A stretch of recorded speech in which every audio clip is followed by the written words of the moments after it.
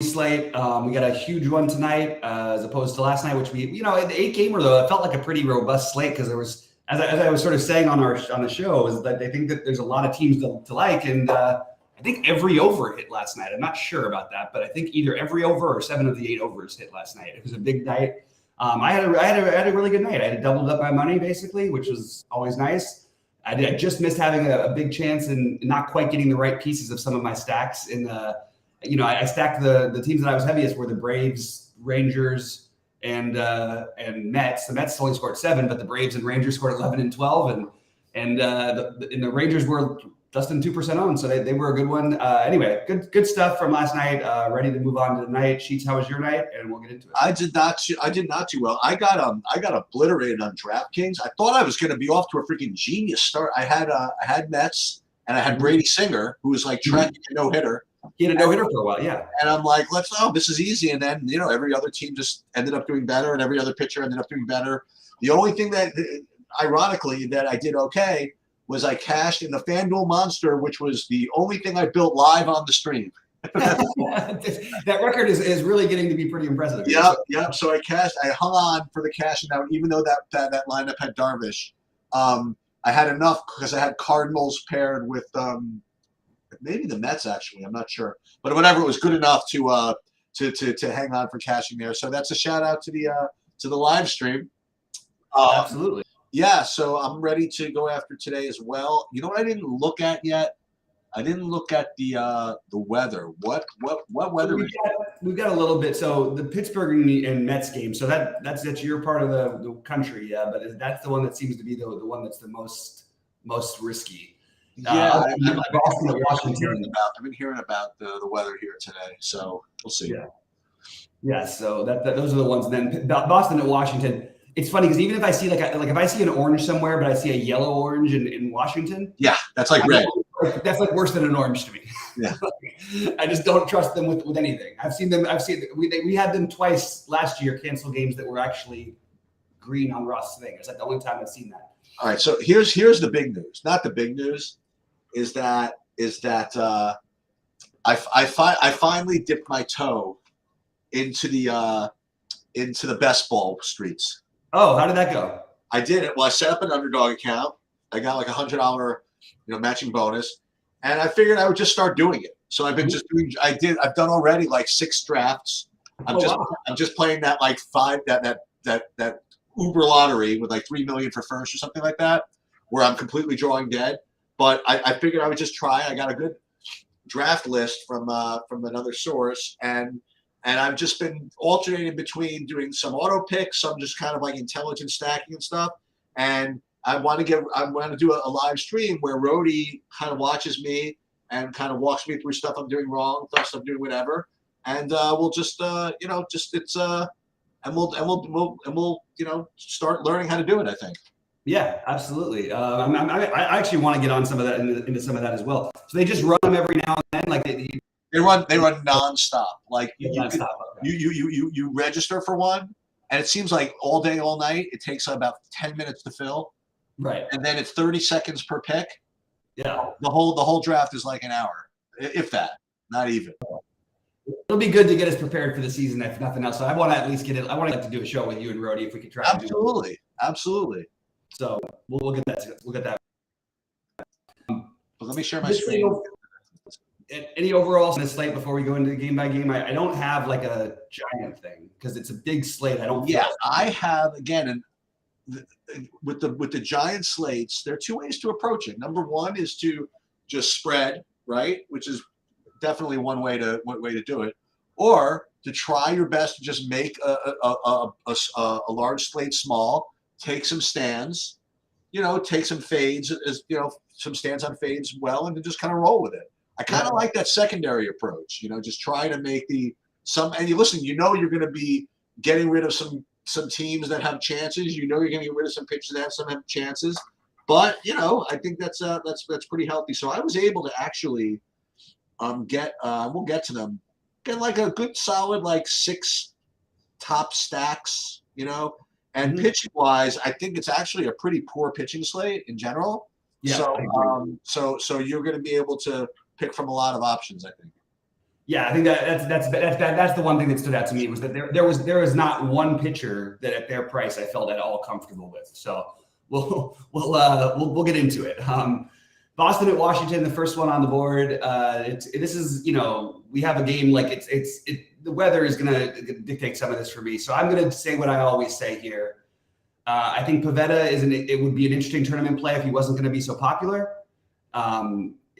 He's on my list, and I am going to always reserve spots for when I see two guys who actually have very similar type of like range of outcomes, and one of them is going to be like 10 times as owned as the other one. I will take a shot or two on Josiah Gray as of right now.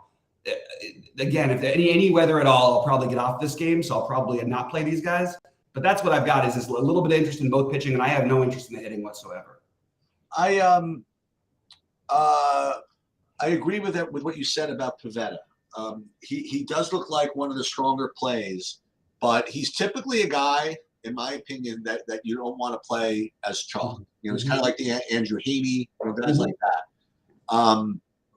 And you also never are exactly sure what you're going to get from Pivetta. You know what I mean? Like maybe this is the day that they announce he's starting, and then he's going to pitch 3 innings. You know what I mean? Right. You just don't know. Not to mention the fact that Washington has been particularly stingy this whole season. You put all those things together, and you get the ownership, and you get the rain, and all that. It's probably not going to be my top choice. Josiah Gray is part of. I have honestly 10 pitchers. You know what I mean? That I can choose from to kind of screw around with, and he's certainly one of them. But I will say that I do. I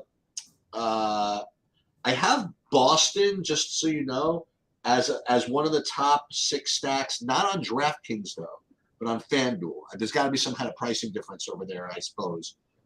So I figured I'd bring that up. Josiah Gray is obviously, he's volatile, so I have no problem on FanDuel taking a shot at Boston.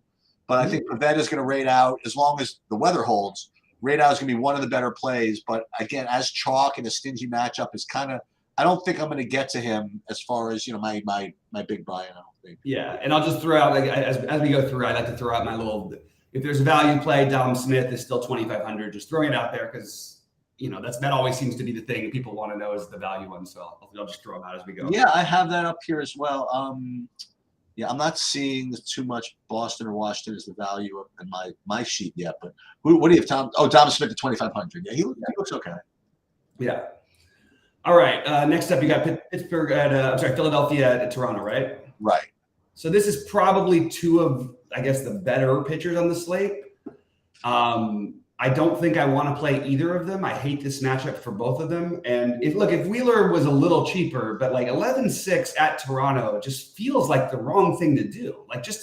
Maybe that's too narrow-minded. Maybe I'm giving Toronto still too much credit for past results and things like that. But it feels like a lot to go after for, I don't know. It's just, you have a 4-run total. A guy's 11-6 can maybe be the most popular pitcher on the slate. It feels like look, they're both on my list right now because we're going to have to pick some pitchers. But as of right now, I would definitely be below the field on Kikuchi. I will definitely be below the field on Wheeler. And if I was feeling a little frisky and I wanted to do something, I actually think Philadelphia would be an interesting stack here. But I don't think this is the right slate to do it. I just feel like there's too many other spots that might be a little better. So both pitchers definitely viable. I will probably be trying to avoid them. I don't like the matchups. So far, big mistake. So far, we're in kind of lockstep here. My analysis is almost identical. I have Wheeler and Kikuchi both on my list, but something feels wrong about those prices. And again, I have currently Kikuchi at about 18% and ownership, and Wheeler almost 25%. At that price, I'll probably end up forcing myself off those in the big buy-ins as well. And MME, I'll probably end up getting this just because, but yeah, I wouldn't be stomping over anybody to play these guys at these prices in Toronto. Exactly. Yeah, that's same page. All right, why don't you start off the Mets game, because we don't know about this game for sure yet, and I think the pitching that we would have considered here, I just think the weather looks a little too scary probably. But David Peterson would. I guess that's just the one thing I would say is David Peterson certainly seems like he would be a value guy that we could consider. Yeah, if in fact this weather holds, I would have thought that both offenses would show up as a little bit better. I'm just not seeing it though, at least not now. And Peterson, listen, if I was a big enough man yesterday to say that I could play freaking Carlos Carrasco, then I can certainly get over my David Peterson biases as well, and include him as a reasonable value, because at least Peterson can actually get people out sometimes, as opposed to Carrasco who can't. Right. So I do have Peterson. Hey, Carrasco, man, he had like an all-time high for me. I think he had like 8 fantasy points last night. That was pretty strong. Yeah, the same amount as Mikolas. He almost got the win, Carrasco, I think. I know. Well, he only ended up pitching 3 innings. I know, that's the problem. Yeah.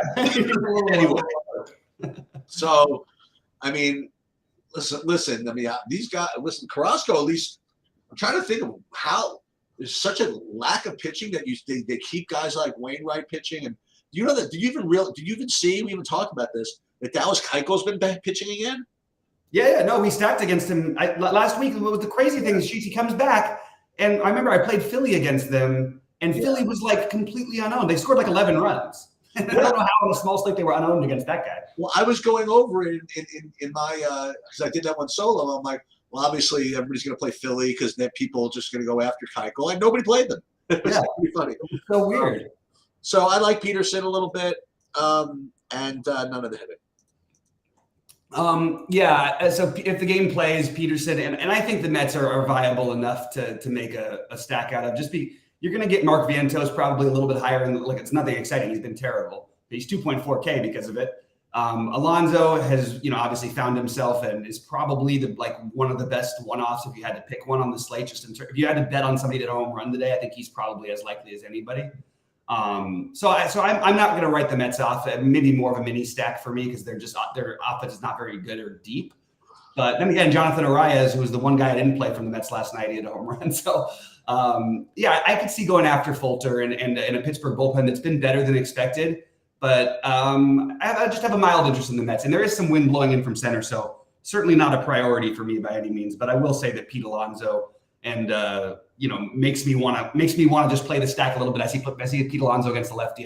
My eyes light up, but that's pretty much it for me in this one. And I also, again, if it was yesterday's slate, I would be talking about stacking up Pittsburgh. It just doesn't feel like the right slate to get the most points out of them tonight. So two things. As we go to New York, Yankees, Atlanta.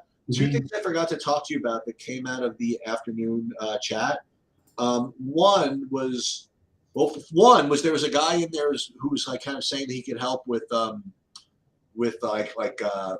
panels and like the look and feel of the YouTube page and stuff. I'm like, yeah, sure, send me an email. So he's gonna email me. He probably did yesterday. I just haven't checked. And the other thing I got from this chat is this guy Ryan Nelson. I don't know if he was like, he came in and he made a nasty comment. I don't know if this is the same guy that makes nasty comments. Didn't seem like he normally was, but he said something like, "Oh, so you still have disdain for people who are not as smart as you?" Just kind of like right out of the gate. And I'm like, not even me. But what's that? I don't know. But I was just me in the chat.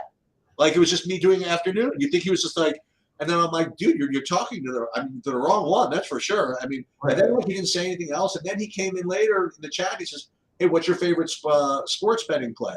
So I figured he was just like, I don't know. There's saying, "Oh, you know what? I don't really like anything, but let me just look." And I pulled up a sports betting thing, and I came up with Atlanta -1.5, minus 105 for $180. So because Ryan Nelson came on in there, nice. So I'm 180 richer. So if he's in there, hey, props to you for getting me juiced up to come up with something. Nonetheless, Yankees against Severino. I mean, Carrasco, Peterson, Flexen, Severino. I mean, meanwhile, Flexen wasn't bad, but Severino hasn't gotten anybody out all season either. And except for when he got everybody out at the same. No, he didn't. You're right. He hasn't. Yeah, he didn't let anybody out. I mean, I'm mixing him up for a second with what's his name, the other pitcher. Oh, Termon, right? Yeah, who also hadn't been getting many people. April 1st, I don't think Severino's got a single batter out, and he's got the wrong matchup to bring that kind of form. You know what I mean? Let's just say that. So, obviously, these Atlanta guys, they're under 7K. You could probably play. I don't know. It's tough to play them, but it's if you can get any of them in, go for it. I'm not getting to any of the pitching here. And I will say that as a secondary stack option, I think the Yankees are not bad. So that's where I'll leave that. So sort of I would imagine like a no-own Yankees. I would guess. Yeah. And obviously Atlanta. Yeah, Atlanta. I mean, I'm gonna, even against the Yankees and the bullpen and the fact that Severino at one point was a really good pitcher. I don't think there's any way I can just avoid Atlanta today. So I definitely have Atlanta as one of the priorities for me. And I agree with you about I'm actually a little bit surprised the Yankees total's as low as it is. For what it's worth, guys, it's 83 degrees with 10-mile-an-hour winds blowing out to left center in Atlanta. That's a pretty good hitting condition against Bryce Elder, who started the season strong and has, outside of one start, has just been pretty awful for over a month now. Maybe it's not the worst idea to get some Yankee exposure. I don't think I want to make like a full stack or anything, but maybe I can reconsider it. They're cheap enough. You've got, obviously the two power bats that are expensive and everybody else is cheap. Even Stanton is cheap for Stanton. I can get behind the Yankees. So I don't mind, especially a Yankees mini stack. Maybe you do like a Bowers, Judge, Stanton or something like that. And I think you could fit it in or throw Bader in there instead. I don't know. I'm okay with that. And I do have Atlanta as one of the priorities. So Yankees are more of a mini stack for me. All right. Moving on. What do we have next for you on your I have Detroit, Minnesota. Well, what's interesting about this slate is that no game is at the same time. That's awesome. I love the check this out, but it's like 2-minute staggers. This is the way it should be. I think I've always felt this way about all these sports. Make them like a minute or two different, For content purposes. Well, no, but for a lot of things. But because when you're watching them, like especially in the basketball, and I get really into them, I don't like that they're all at the same point at the same time. I want them to be a little bit different. You know what I mean? I don't want them both. And it usually works out a little different. What would you think if they did that in football? I would love it if they did it in football. That'd be kind of cool, right? I would love that. Yeah, because football actually does that. 1 o'clock right through 4. I mean, like 1:10, 1:20, 1:30, just right through there. I would love it. That's pretty cool, actually. That would be fun. That's so bad. One day, maybe. So here's the thing. DraftKings is pretty good, man. At first I'm like, okay, cool. We get to play Bailey Ober against Detroit. I'm like 10-2. Ooh, that's tough. You know what I mean? It's not that. So I do have him as as somebody in play. Let me see what his at least early projected ownership is. 15%. I mean, so no bargains here if you want to know the truth. I mean, he's like in play, but certainly doesn't stand out as any particularly great value or great ownership or anything like that. As far as the hitting, yeah, Minnesota actually rates as good value here. So I would consider them probably in play, but still we haven't even gotten to like my top plays yet. Except for Atlanta, obviously, but we'll get to them, I guess. But yeah, so I guess Ober just kind of like a reasonable with the field play, and maybe some Minnesota. Yeah, I have Ober on my list. Like, I really can't believe how little I like the pitching today. So just for what it's worth, I have Ober on my list. I also, wouldn't have any problem if you wanted to play Akil Baddoo if he leads off at 2,800 as a good value play. But I mostly have the Twins as I have some interest. I just really like, it's just not a pretty lineup. They are super cheap. And even if you're not using them as a full stack, they certainly make sense as a complementary stack. So I have Minnesota as one of the teams that I'll focus on, but preferably would be for my 3-man or 2-man or something like that. Kepler, 3,300 batting cleanup. They're all value. I mean, Julian at 3,100. Even Polanco's 44. That's reasonable enough. Matt Wallner should be in there at 2.4K. They're cheap enough. It's not a lineup that I feel great about scoring the most runs. But it is good hitting weather in Minnesota. It is Detroit. It's Fado, and it's a bad bullpen. So they're gonna have to stay on my list for right now, at least. All right. Next up, Oakland and St. Louis. Yeah, I guess I'll start with this. Yeah. So I think this is what's going to end up happening. I think that Dakota Hudson's going to end up being the most popular pitcher on the slate. Yeah. He rates a good point per dollar play. It's a good matchup. And it lets you get to Atlanta and Zona and Dodgers and whatever else you want, right? So Dakota Hudson rates for me as alongside of Pivetta as the top point per dollar play on the slate. And to go along with that, I have St. Louis as one of my top stacks as well. So St. Louis on both sites, hitting wise, and Dakota Hudson pitching wise. Yeah, I'm in on that's the one thing that sort of stood out to me was that Dakota Hudson, which means that I think you're right. I think that that's what's going to happen is that he ends up becoming either the most popular or one of the most popular players on the slate. Yeah. Now, I don't think that you have to do this on giant slates. I've made that really clear in the past, but there would certainly be nothing wrong with like getting a mini stack of Oakland, by the way. Like Jordan Diaz is 2,600, Seth Brown 38. Geloff, Bleday, Rooker, all those guys I like enough. I don't think like Hudson is so not a sure thing that even though it's Oakland, I just wanted to think about the other side of it. I also like the Cardinals a lot, but that feels like every time I say that out loud, it feels wrong because they basically never get there, but or rarely get there. But I have the Cardinals as one of the top stacks. I think that I like the lefties and the switch hitters like Nootbaar and Edman, and along with Goldschmidt. Yeah, there's some concern about that with them potentially bringing in, but realistically, when you're surrounded by Goldschmidt and Arenado, who are so much better against lefties, why would you bring in a lefty to face those guys who are right on either side? So it's harder for them to get pinch hit for than I think it would be if it was if you didn't have those guys in the middle of the order. So. I'm high on St. Louis today. Again, I might have to reconsider that just because I feel like if there's a team that's let me down more than St. Louis this year, I don't know who they are. All right. Chicago. We have wind blowing in Chicago at 11 miles an hour from left field. That's got to make Kyle Hendricks in play for me. And hang on. I got Angels, Texas first, if you don't mind. Oh no, I messed up. There were these two, the first two at the same time, and of course they don't have them in order. All right. Because I would like to make an announcement, about this game. The announcement I would like to make is that Jordan Montgomery is $11,000. I just thought that I would mention that. It doesn't seem too long ago that we were playing him at like $7K. Yeah, maybe even less. Now, listen, he's been better since since the trade. And, it's funny. I look at him on the list and he's like, kind of looks okay. There is just no way on the face of this earth that I'm playing Jordan Montgomery at 11,000. I just can't do it. Giolito, at 10-7, again, this is a tough slate.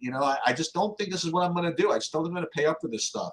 What are you gonna? You play Giolito, that it's 7-0 Texas after the first inning. You know what I mean? Like, and I think Texas is listen, as usual, they're expensive, but as you saw last night, they could just put up numbers. So I think Texas is going to be again like 0-owned, and I think that they're in play. They're not one of my top 6, but how can you avoid it against a guy who gives up a lot of stuff? So. I'm probably going to be off of both pitchers, and I'll probably end up with a little splash of Texas. Yeah, I don't think I'm going to play the pitchers either. Like they're on a very long list of guys to consider. It is interesting though, because I do think if you're going to play one of these guys, you want to try to go the upside route. And even though Giolito has so many downside games, I think if there was one of these guys at these prices, you'd want to be able to get 25 or more. I think that Giolito has the better chance of doing that. Well, I think Montgomery is going to be around 20 most of the time. Like I know that sounds like a stupid thing, but I just think he's got a little more upside and he's going to be much lower owned. I also think, like you said, it wouldn't surprise me if Texas went off. I don't think I can get to a Texas stack because it's not like I'm not just going to go and say, okay, Giolito's terrible. He's just not. Like he's streaky, and I don't want to stack a team that costs this much. I don't know. It just feels like they're too much. And on the Angels side, I just can't find a bat that I really like. So I'm kind of just off this game in general right now, but as always, you can certainly play Texas. I just didn't find it in my builds today. So you were starting with the Cubs White Sox, so you can continue with that. Yeah, I'll go with it real quick. So I think Kyle Hendricks is is another one that as of right now, when you factor in price and everything, I have as one of the better plays on the slate. And it's mostly, look, you have the wind blowing in Chicago. His bad starts lately, he had a shaky start. Not even like it was shaky against St. Louis, but it was a lot of BABIP stuff. A lot of BABIP stuff against Atlanta, which is a tough team to play, obviously, as we know. So mostly, other than that, he's been a little bit better. Obviously, you lose some strikeout upside, but you're playing the White Sox, so you get a little bit of value in the fact that it's a pretty inept offense. I'm okay with taking shots with Hendricks is the long and short of it. The White Sox actually have one of the lower totals on the slate today, and as does the A's, by the way. So Hendricks and Hudson certainly seem like they're going to make some pairings for me today. And I'm not. I don't like playing the wind games where it's blowing in. If it's still blowing in later, I'm probably not going to do anything offensively. If the wind changes and evens out or goes across the field, I will just stack up the Cubs, no problem. But with the wind blowing in at 10 plus miles an hour in Wrigley, I just don't like stacking those games personally. I'll tell you, I'll go a step further. I'll throw Toussaint in the mix also. Okay. But definitely Hendricks is the better play. He's got, the White Sox are worse than the Cubs, and it's just the way it is, as far as hitting goes. But Toussaint's been pretty stingy, man. He's been fighting this year, and I think builds like Hudson, Hendricks, Toussaint, just pray for 15 fantasy points. You know what I mean? I think that's probably the order of the day.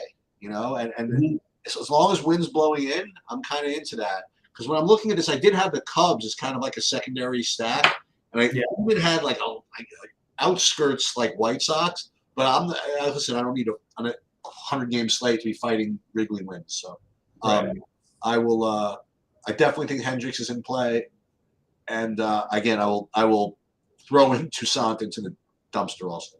Yeah, and I'm just going to remind everybody, this is, the game doesn't start for like 9 hours, and people have to realize like the Cubs, that wind will change there. Like it changes directions a lot. So if it just evens out, the Cubs would maybe be one of my favorite stacks. And I know Toussaint's been a little whatever. I like this Cubs offense. I like getting them when I can, and just disappointed to be a little bit today to see the wind blowing in because I wanted to stack them. All right. So you want to start off Seattle and KC? You weren't around. You were away for the Hancock debut, I think. He was 4K. He was debated throughout the industry. He ended up being not very popular, but not being whatever. And he was exactly what people either hoped for or thought when they played him at 4K. He got like 12 fantasy points. He listen. It was a tough matchup to make your debut, coming straight from AA ball to go play the Padres. He had walk issues, which was not good to see, and he didn't exactly like blow people away, So he gets a little bit of an easier matchup against Kansas City. Again, I'm going to throw him in the mix, but I think I'm more inclined to go the other way and play KC against him. But it's definitely both the things are certainly in play, and then. You have what's rating as usual. One of the top stacks on the board is whoever Jordan Lyles is pitching against. So in this day and age, it's against Seattle.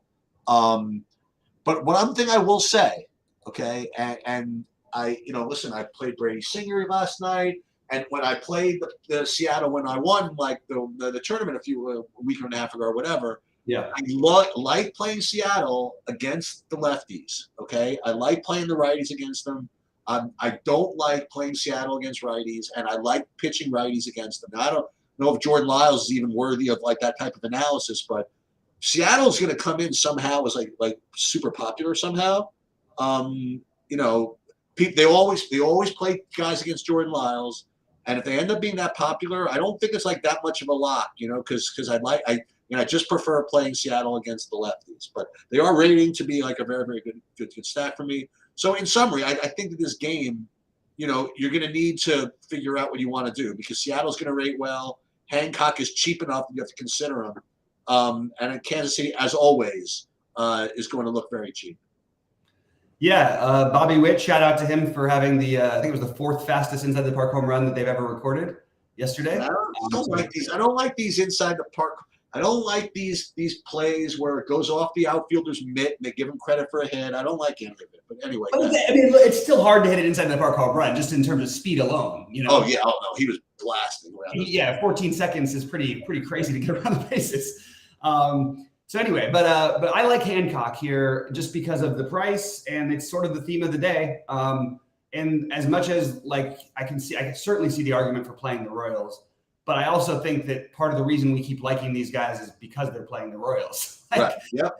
So it's I'm on the Seattle and Hancock side of things, but I also will have Jordan Lyles on my list just because it's a long list, and I don't feel great about any of these guys.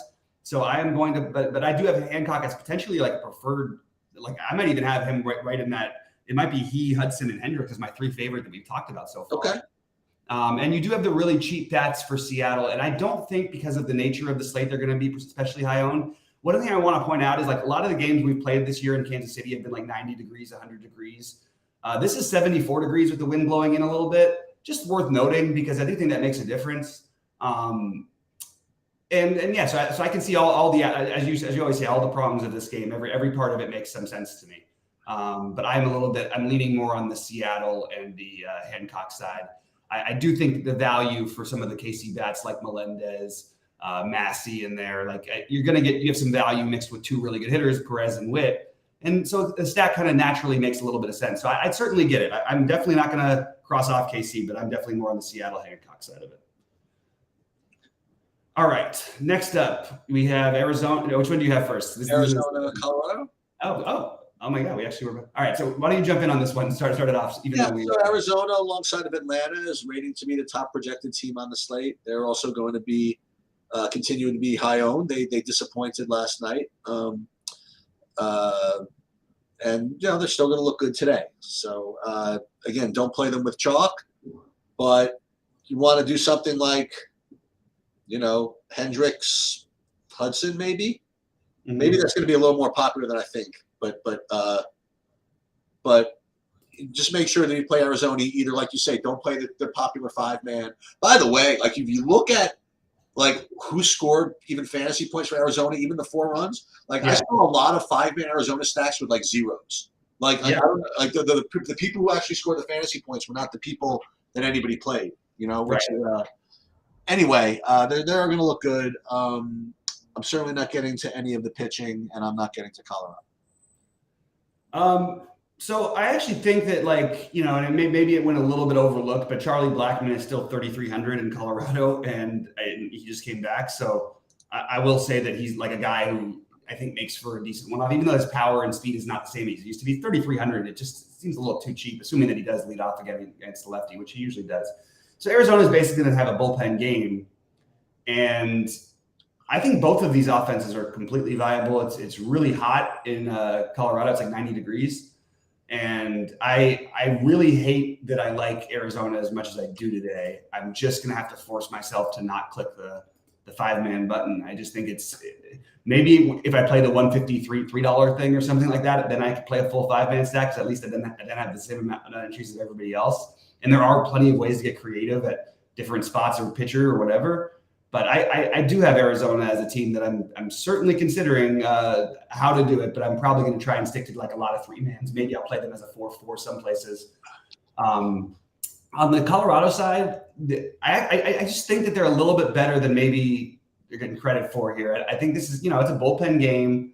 I don't feel terribly risky about a lot of the guys for pinch hits. There might be 1 or 2 in there, but not terribly worried about it. We'll see what happens with Profar. He's questionable. But I kind of like the idea of getting to some pieces of Colorado. So I have both these teams rated as good mini stacks. Colorado because I don't love their lineup, and Arizona because they're going to be too popular. So Colorado mini, I'm going to put in there. All right. Next up, what do we got? We have Baltimore, San Diego. Okay. Yeah. Sorry. Sorry. I don't know what's up with me. That was completely user error. Do you want to start this one off? Sorry about that, Shoots. Yeah. So Waka at 9,800 is just too much. I'm just not going to do that. Flaherty, I mean, this is what I expected like Jordan Montgomery to be. You know what I mean? Like 2 guys with the DraftKings still have the St. Louis Cardinal cap on, and both of them. This is what I think of the Montgomery should be. I think he should be 8,400. So, I think Flaherty is certainly in the mix, not the greatest matchup in the world, but he's, he can throw good games sometimes. Mm-hmm. So I'll throw him in there. With respect to the hitting, no, I'm just not quite getting any of them as some of my top stacks. So that's where I'm at. Yeah, no interest really in the hitting, no real interest in the pitching. Flaherty's on my list, but not like a guy who I'm happy about like having there. I don't feel great about anything. If I had to pick anything, I would probably be interested in San Diego's bats, but like really just maybe a little bit of Flaherty at most, and that's pretty much it for me. All right, then we get Tampa Bay, San Francisco. Yeah. So what happened? Was Sean Manaea supposed to pitch yesterday? It was a possibility, but that's what you. It's funny because I literally turned down the crunch time on Roto Grinders right after we got off, and they were literally having this conversation about Manaea has a really good chance to not pitch at all. But if he does pitch, he might be one of the better players on the slate. Like, I had a couple of lineups with him actually. Yeah, and it's just that the San Francisco thing we talked about it a little bit when we were on. Yeah, but I don't have anything here. I don't know if he's pitching tonight either. But. Yeah, in any case, I don't really have anything from either team. Yeah, if you told me Manaea's a straight starter, I would definitely have some interest in Manaea, just because you can. Is it maybe like? I don't think it's that crazy to play like Zach. Like we have a lot of really cheap guys who just sort of are in similar things, and I think Zach Little will be the lowest owned of all of them. San Francisco's a really good matchup. I'm not going to cross them off of the list yet, but again, nothing inspiring here for me on either side. You mentioned you had some Rays stacks last night, and I really liked that, even though I didn't get to it. They went off. Yeah. Depending on who's actually pitching tonight, maybe going back to them is not the worst idea, but probably just going to be mostly off this game with maybe a tiny bit of Zach Little. That's pretty much it for me. All right, so the last game, I guess I'll start off. I'm not getting to any of the pitching here, but I'm getting to the Dodgers on FanDuel. That's where I have, and it's not because they're any particular value or anything. I imagine that they're probably expensive, but I'm getting to the Dodgers on FanDuel. Hauser. This is complete bias, but I remember winning a tournament stacking against Hauser before, and I like playing Dodgers against righties, and I don't think people are going to play them. So all that leads to I think the Dodgers are pretty good. Listen, maybe I can even play them on DraftKings. They don't show up for me yet, but this is a spot I might just kind of play. I don't know. Listen, Atlanta and Arizona are incredibly obvious, right? And sure, Seattle's going to look good. St. Louis, I think, is going to look good. But if I want to screw around, I have no problem with just like rooting against everybody and just playing the Dodgers tonight. Yeah, I'm in on the Dodgers. I actually do have them as a priority, and on DraftKings as well. Okay. Yeah, I'll tell you why though. First of all, Hauser is a very adequate pitcher who will occasionally have good games, but gives up a decent amount of hard contact. Don't love that he doesn't walk. I mean, he doesn't have like a low walk rate, but it's not like crazy high. The thing I like about this game too, though, is it's 81 like this will be the hottest evening game I think this season so far in LA. It's 81 degrees with 10-mile-an-hour winds blowing out to right center, and you just give me any average. Like I said yesterday with Atlanta, like you give me an average pitcher against these teams, I'm gonna just side with the offenses almost all the time. Sure, JD Martinez is not in the lineup, but maybe they're a little less effective. All the Dodgers are doing right now is beating the hell out of everybody. They've been the best team in baseball lately. I am going to play the Dodgers, and I am going to play Bobby Miller. I don't care what I just don't with these young guys. And I mentioned it about Grayson Rodriguez last time. Now it's very different when you're paying $6,400 and $9,300 for somebody. But Bobby Miller has a ceiling. I promise you that. This team there's nothing that's all that inspiring about the Milwaukee offense, as I point out sort of over and over again. If Bobby Miller gets it going, it wouldn't even surprise me if he's the highest scoring player. And I just feel like a little bit better about getting to him than paying $2,500 more for guys who I have rated very similarly to him. So I actually think Bobby Miller might be what I do tonight. And my pitching is going to be very, very strange, but I think that's what you're going to hear from everybody, unless we get like some pitching changes or something. Because I do have Miller as a guy who I'm going to prioritize at sub 10% ownership. I'm going to play some Hancock. I'm going to play Hendricks. I'm going to play Hudson. Those are the four guys I know I'm playing. Everybody else we talked about is basically just up in the air for me. And I like I said, I like the Dodgers, Atlanta. I like St. Louis and Seattle for full stacks, and then I like Arizona and Colorado as pieces for fillers.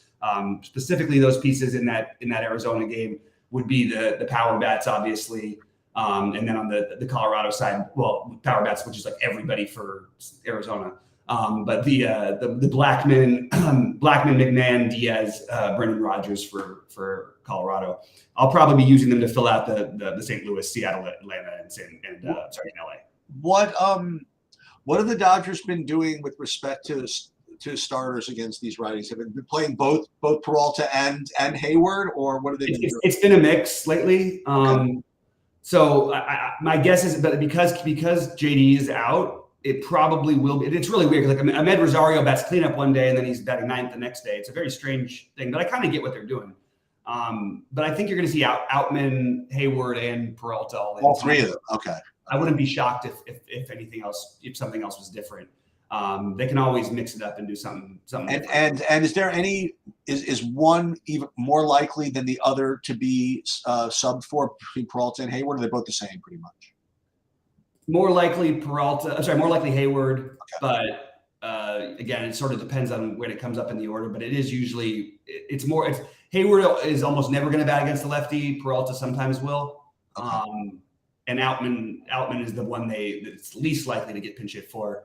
But again, doesn't mean that it's not possible. They may do it. Although they're a little bit in cruise mode. That's the one thing I don't like about the Bobby Miller thing that I'm worried about. They now have a 9-game. That's crazy, right? Like they were in second place not long ago, and they have a 9-game lead in the division now. I guess that's what happens when you win like 20 out of 23 or something.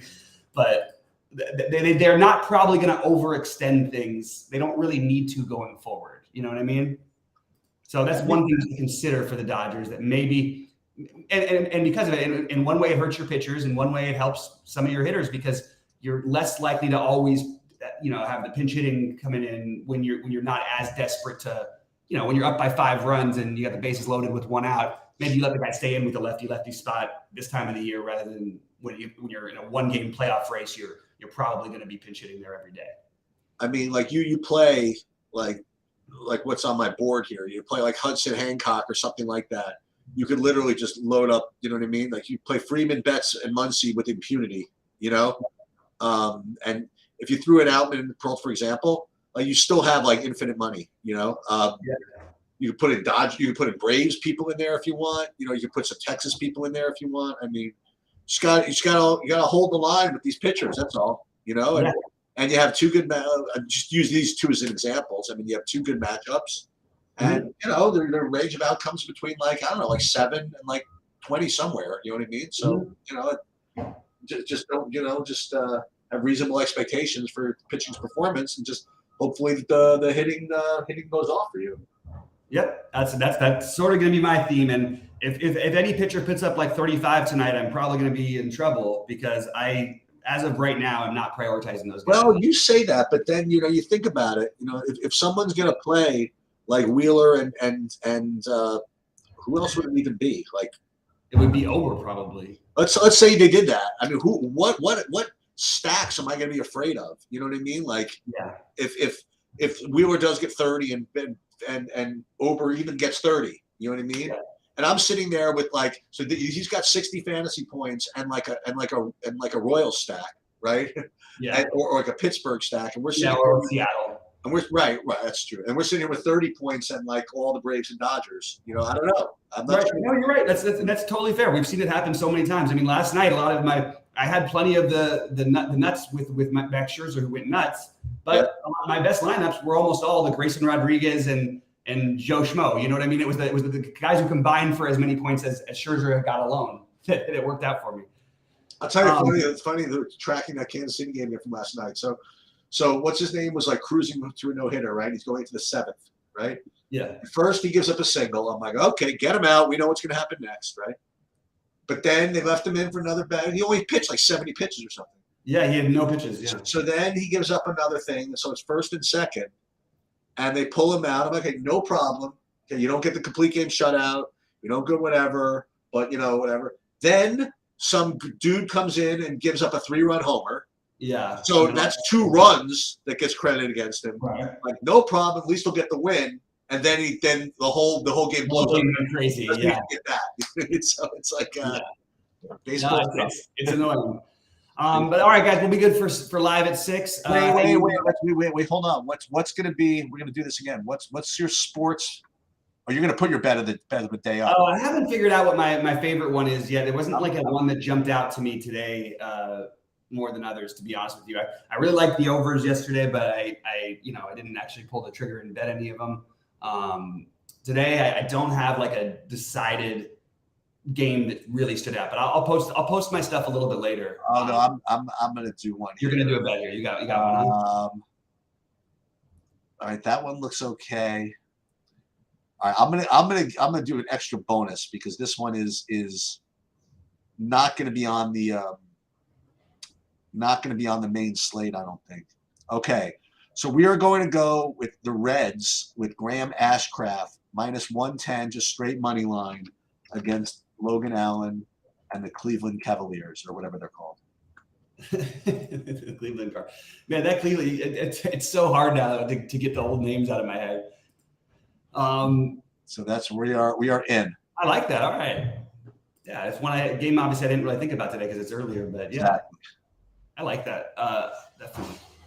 All right, guys. Well, good luck tonight, and I'll post my content and get everything back up on the site. And I've been doing most of my stuff. Just real quick FYI for everybody, I've been just posting directly in the premium channel because I've been sort of like in and out a lot the last few days, but I'll get stuff back on the site, and we'll also be posting in the premium channel when it's happening, when I've updated it. So keep an eye out for that. Please like and subscribe to the videos, and yeah, we'll see you guys later on. Wait, can I give you one more? Yeah, I want to give one more. So Johnny Cueto, I saw him pitch. I think it was his first time, but he was his first time against the team he had played before or something, and he was doing pretty well. And then he was just throwing up frickin' meatballs. So I'd like to do something. I was about to say I just want the Astros. I'll lay 1.5 plus the 130. Before I do that, I just want to see if I could do something really ridiculous, like somebody to get a home run or something for Houston. Let me just see if anybody from Houston looks good enough. Jordan Alvarez. That's batter props, so it's going to be over. Yeah, Alvarez, but that's like chalk. What do you think Tucker's going to be? Only plus 425. 425. That's rough business, man. Well, actually, wait, 425 for Tucker? That's not that crazy. That's actually how about Altuve plus 600? He just doesn't hit him anymore. But yeah, I mean, maybe he does tonight. That's the weird part about this whole lineup, though. Like, I mean, outside of Tucker, and you really don't have the same power that we used to see from the others. Yeah, you know what? We're gonna do it. We're gonna play Tucker plus 425. I think it's a pretty good number, actually, for a home run. All right, we're in. Yeah, we're in. All right. Well, good luck on your bets. Good luck tonight, everybody, and we'll see you.